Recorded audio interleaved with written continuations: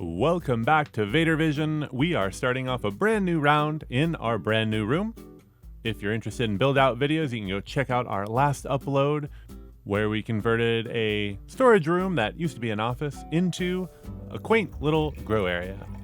For this first run in this quaint space, I did want to run some personal smoke in the testing tray area, as well as make some selection and run a breeding room to refresh some stock. I need to refresh some Jawa Pie and possibly some Dreadnought. Both are a couple strains that are running pretty low and eventually should get them restocked. So we'll see what selection we can grab from a Jawa Pie and our Dreadnought. I'm also running some Jawa juice just for some personal smoke. And if I like a couple phenos, I might even throw them in the breed room just to try something a little bit different and get a new mix going. But regardless of whether I choose a Jawa Pie or Dreadnought to be the main breeding inside of the chamber, I am running another filial breed round, so we're not running moms and dads from clone stock. We are going to make some selection for another filial generation down. Now I am running the Jawa Pie and the Jawa Juice a day ahead of the Dreadnought because they're a little taller, stretchier, and they can definitely run a little faster in my experience. So we're giving these two a bit of a head start. Although I'll be completely honest, I wasn't sure if I was going to run some Dreadnought or another OG.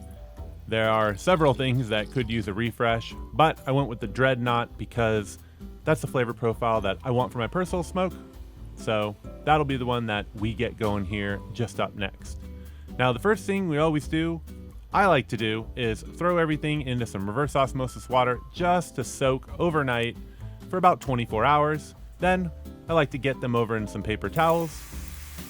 Fresh stock can easily go right into your medium of choice in some pots, but I do like to give things the little extra soaking, and of course for videos, like to go the extra distance and just show everything in the paper towels, get a nice visual of the seeds popping, cracking, the roots, root structures. So that's why you do see that a lot from me. Now, one thing I do like to do is drain the initial soaking water away from the seedlings and give them some fresh water. I find this especially helpful for older stock, even if it's just a couple years old. If it's really fresh, generally not so much of an issue, but I do like to just swap the water out. Also in the spray, we do have a light rhizotonic mix, so there is rhizotonic and a reverse osmosis water for that spray, but I don't add any nutrients. You can, and sometimes it will definitely help stock that is a little bit older. So if it's a few years old, definitely throw some quarter, half, or even full nutrients in with your spray, and that can be pretty helpful just to kind of kick them and get them started. All right, well, after some debate, I did decide on the Dreadnought OG to run a hidden favorite of mine. Really love this flavor profile. Very OG with some hints of citrus, kind of a spicy citrus.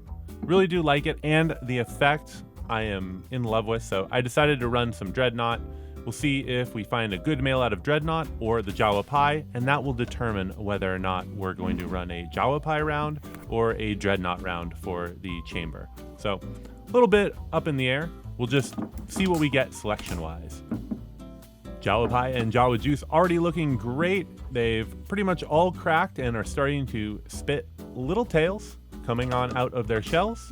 Some of them haven't quite thrown tails yet, but looking like we're going to get some pretty good germination out of these. Dreadnought as well. Next day, we are ready to get them into some paper towels. So we'll drain that soaking water and go ahead and get that rhizotonic spray soaked up onto the towels. I don't over soak them. You don't want them sitting in water, but do want them nice and moist with a little bit of fresh air. And every day I'm checking them. If it looks a little dry in there, go ahead and get them a little bit more spray. If it's looking good, got nice dewy sides and lid, then I'll just leave it.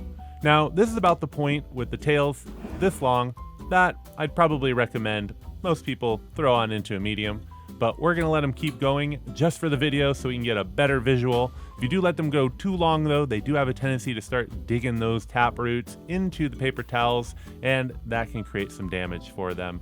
Not always the best, so often it is probably recommended to throw them in the medium. Like right here, you can see they're already starting to dig into some of the paper towels. So I'll be nice and gentle when pulling them out. But they're looking really good, got some nice fuzzy tap roots.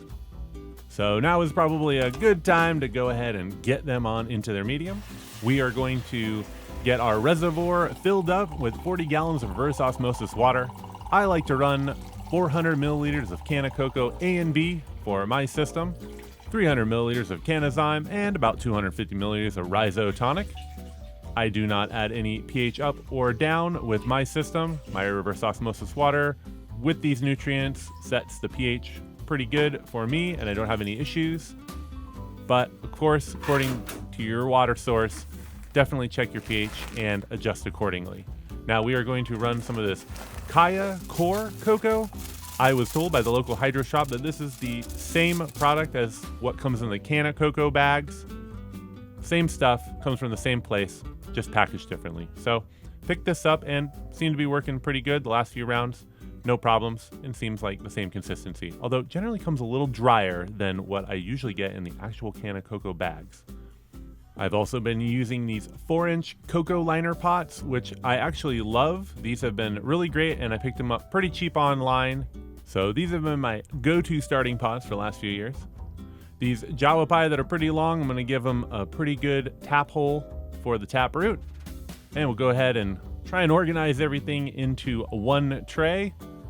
I'm also going to go ahead and just get the dreadnought planted right now, just to show this is probably where I'd actually generally recommend the length of the taproot to go ahead and get into your medium of choice when you're popping seeds.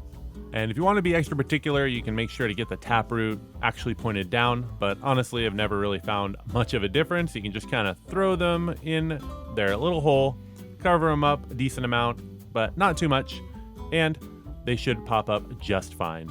And then here I'm going to soak all the tops with that Rhizotonic spray. So it's just RO water and Rhizotonic. And then the full nutrients are coming up through the bottom for our flood and drain tray. If you're new to flood and drain, it just pumps the water up from the reservoir. It floods the tray, and then there's an overflow valve a couple inches up, and then that drains back down to the reservoir, gets some nice oxygenated, nutrient-rich water flowing. And I do that about twice a day. And as they get a little bigger, sometimes I throw them in 4 times a day, but anywhere from 2 to 4 times a day should work great for 5 to 15 minute watering periods. But with the oxygenated water system, you could run it 24/7 and it won't overwater the plants because we are in full hydroponics, so not a problem. But again, with this style of medium, you'll really only need to do it a couple times a day and you should be doing great. And as we can see through this time lapse, they are looking nice and healthy and everything popped up and growing really well. Really excited for this selection round, but we're gonna go ahead and leave everything right here as a initial germination video. But have no fear, I'll be back with a video pretty soon because I am pretty deep into this round actually, and I had built up this footage over the last weeks, and then this month we were gone on our annual trip for Team OG. And I will also mention we are extending the specials over at Lumberjack for a couple of more weeks since there was a bit of a lapse this last month. So if you did miss out on that, you didn't. You can still head on over there. And of course, if you want to get in contact with me, the best place, honestly, is Discord, link in the description. If you want to help support the channel, make sure to hit that like button, leave a comment, even if it's just aloha. Your support goes a long way to helping the channel grow. I'll be back again soon enough. So until next time, I'm Vader, and I'll see you later.